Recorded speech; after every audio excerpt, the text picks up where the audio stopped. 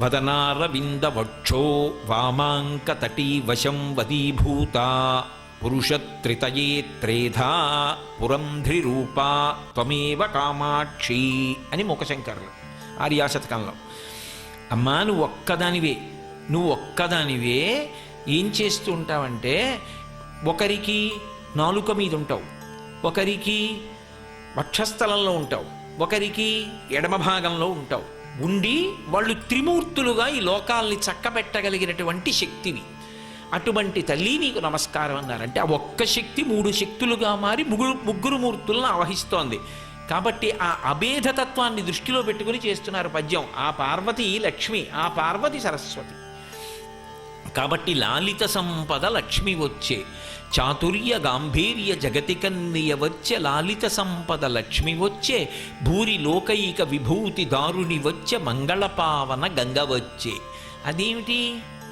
గంగమ్మకి ముగురమ్మల పక్కకి స్థానం ఎలా వచ్చింది ఈ పద్యంలో? అలా ఎందుకంది ఆవిడ? గంగమ్మ వచ్చింది అన్నమాట ఎందుకు వచ్చింది అంటే, రామాయణం బాలకాండలో ఒక మాట ఉంది.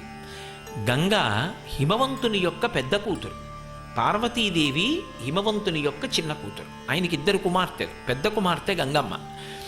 ఆ గంగమ్మని దేవతలు ప్రార్థన చేశారు, అమ్మా నువ్వు వచ్చి స్వర్గలోకంలో ప్రవహించు, దాని వలన దేవతా కార్యాలు నడుస్తాయని. ఆమె ఆకాశగంగయ్యి ఊర్ధ్వలోకంలో ప్రవహించింది.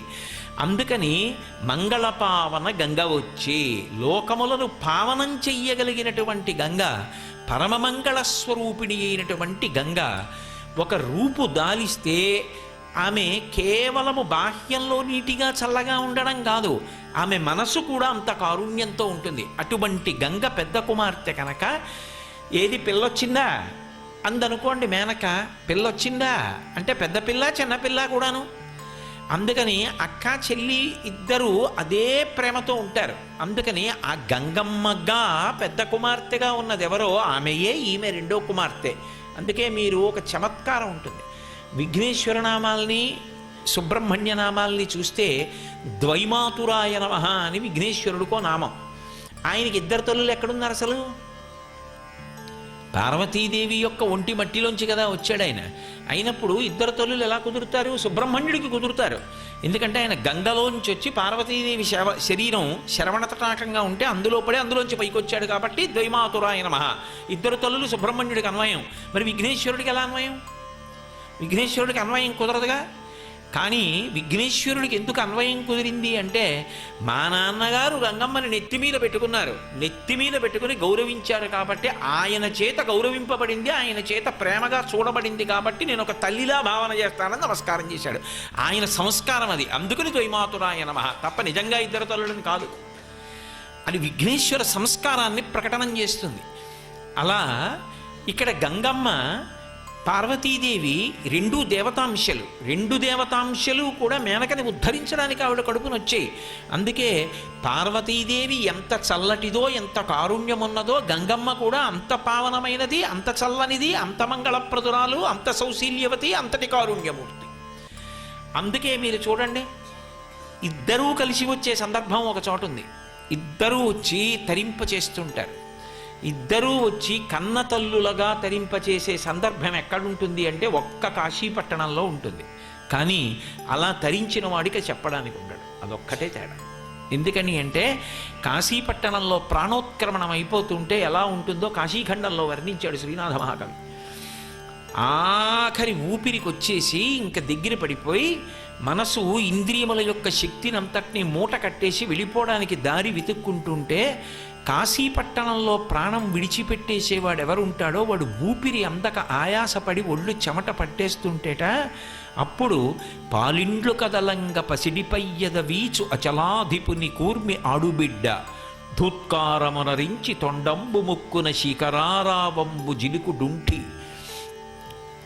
అలాగే ప్రథమోత్తముండు భృంగి భయరక్షణార్థంబు పాలాగ్రమున తీర్చు భసితరీగ. గంగమ్మ సాకార రూపమును పొంది వామహస్తమున నిమురు మంగళ గంగ.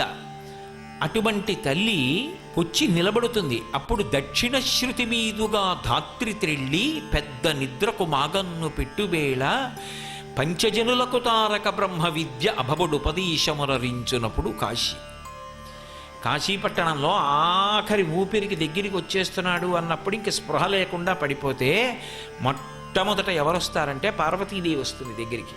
వచ్చి వాడు కుడి చెవి కిందకి పెట్టి ఎడమ చెవి పైకి పెట్టి ఇలా పడుకున్నాడు అనుకోండి, వాడి తల తిప్పుతుంది. తిప్పి కుడి చెవి పైకి ఉండేటట్టుగా చేసి రామకృష్ణ పరమహంస ధ్యానంలో చూశారు. అక్కడ ఏ ప్రాణి చచ్చిపోయినా కుడి చెవి పైకి వస్తుంది. అందుకే కుడి చెవి పైకి పెట్టి అమ్మవారు తన తొడ మీద పడుకోబెట్టుకొని కాశీ మా ఆయనకి ప్రీతిపాత్రమైన పట్టణం, ఇక్కడ వెళ్ళిపోతున్న వాడికి విసినికర్రతో విసరణని పాలిండ్లు కదలంగ పసిడిపయ్యద వీచు అచలాధిపుని కూర్మి ఆడుబిడ్డ. అచలాధిపుని కూర్మి ఆడుబిడ్డ అంటే హిమవంతుని కూతురు పార్వతీదేవి తన పవిట కొంగుతో విసురుతుంది వాడికి, ఆ వెళ్ళిపోతున్నవాడికి. అచలాధిపుని కూర్మి ఆడుబిడ్డ ప్రత్యక్షమై వచ్చి భాగీరథీ గంగ మృదుల హస్తము సాచి వీపునిమురు. ఆ గంగానది ప్రత్యక్షమై రూపంతో బయలుదేరి వచ్చి పార్వతీదేవి పక్కన కూర్చుని తన చల్లటి చేత్తో ఏం బెంగ పెట్టుకోకు నాన్న అని గుండెల మీద నిమురుతూ ఉంటుంది. నమః శివాయ నమః శివాయ హర హర శంకర నమః శివాయ.